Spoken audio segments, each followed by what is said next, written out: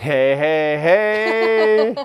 Welcome to another episode of Crypto Tips. My name is Toby. My name is Heidi. And we are talking about five more of the worst things you could possibly do in this space. There are some more of them, but we're just going to stick with 5 at a time. All right, So first one, putting in more money than you can afford to lose. So, yeah. Don't do that, because you're not going to be able to sleep. You're not going to be able to think correctly. You're going to be way too emotional, and it's just not going to be very healthy for you, and you're going to make really bad choices. I've had friends that have done that. I've done that in the early days. I've put in way more than I could afford, but in my mind, I was like, I'm going to live on the streets before I sell anything. Heidi can attest to that. Yes. And so it worked out. But, guys, that was somewhat stressful, especially when I didn't have anybody to lean back on it. There wasn't any crypto Twitter. There wasn't really any crypto YouTube or anything like that. I pretty much had to rely on my gut instinct after reading the white paper of Bitcoin. So, but right now, there's no need to do that. There really isn't. So, what do you have to say about this? Yeah, I mean, especially if you are new to cryptocurrency, which is basically if someone is, investing more than they can afford to lose, they're putting too much of their money into cryptocurrency. Usually it's done by a new investor because they think that they have to make up for all the time that they missed.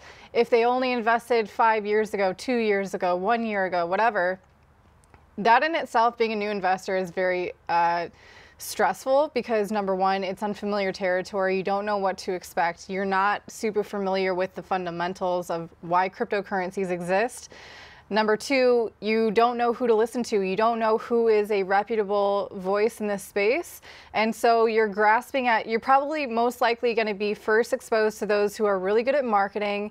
And that means a lot of clickbaity titles, a lot of hyping up coins and things.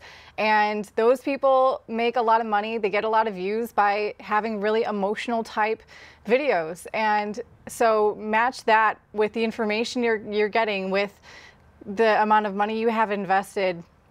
You're going to be hyper emotional. You're going to be following trends. You're going to be buying high, selling low. You're going to lose the money that you can't afford to lose. So do yourself a favor and just be conservative. That's like the number one takeaway I've learned in my experience here, is that you can be very successful investing in cryptos by doing it in a very conservative manner. You don't have to go all in, which actually this is bleeding into point number 2. Don't do what I did. Yeah.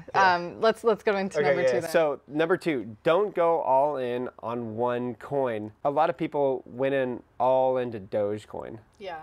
Hey, they might have made a killing, but how risky is that? I mean, Dogecoin doesn't have anything going for it, right? Other than the network effect, which is huge, but still, they don't really create anything. They don't really add too much value to the network, okay?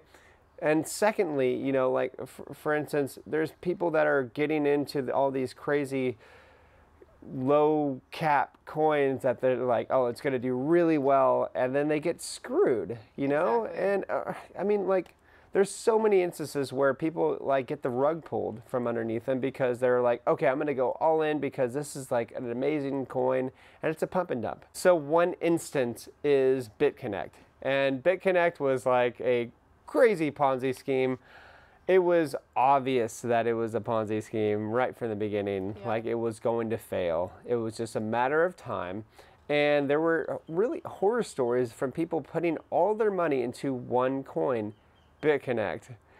And man, they really got selling their businesses, taking out second mortgages. Oh, man. And these are already people that were just scraping by, and they were so desperate that they thought this one thing, guaranteed profit, was going to be the end-all be-all savior for them.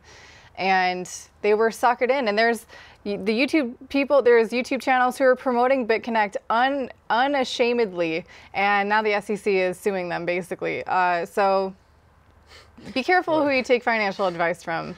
Yeah. They all knew it was a Ponzi scheme, and they didn't care. They just wanted to make money off of their viewers. So yeah. Anyway, yeah, don't go all in one coin, especially in one coin. Also, that was like another Ponzi scheme. In one coin, yeah. And these people lost all their money again. Yeah. So just be careful. You know, this is why Bitcoin is the most secure network in the history of the world. So why wouldn't I feel comfortable putting my money into that? That's like, if Bitcoin goes down, you can kiss goodbye your other coins. Just letting you know. Okay, number 3. When sending coins, do a test transaction first. Don't send the whole thing at once. So, and just hoping, waiting, you know, if there's like a 15-minute wait time for you to get the 12 confirmations if it's Ethereum, to get the 6 confirmations if it's Bitcoin, you're going to be sweating bullets. I've done this before, and Heidi has seen me do that, because sometimes I'm just going to send it. And time again, I'm like stressed out of my mind going, oh, wait, is that the right address? Or you know, people lose a lot of money. I've seen it happen. People sending, you know, 50 to 100,000 bucks more, one transaction, lump sum, and then lose it. It could be the wrong address. Yeah, especially if you're like copying, pasting a lot of different addresses, and you think that for sure the last one you use is the one you want to send it to, but actually it's different. And let's say it was actually a Bitcoin address that you're sending from, you might have lost those coins altogether. I do think that some of the wallet interfaces are much better now at recognizing if the wallet you're sending to is more appropriate, but that is no guarantee. Definitely always triple check the address that you're sending it to, especially again if you're dealing with any amount of money that you are caring about actually being received there. Yeah, check the first numbers, check the middle numbers, check the last ones, check them all. Well, here's what we usually do, we do. You do your own, but what we do is we look at the first 4 and the last 4, and it's pretty, you know, pretty likely that we got the right address.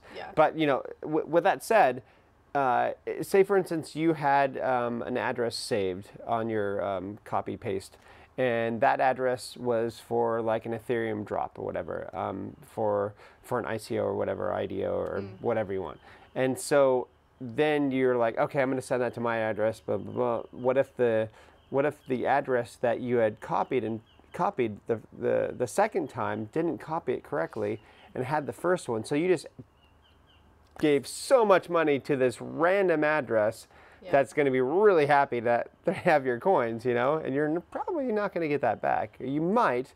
If you're lucky, but you don't know.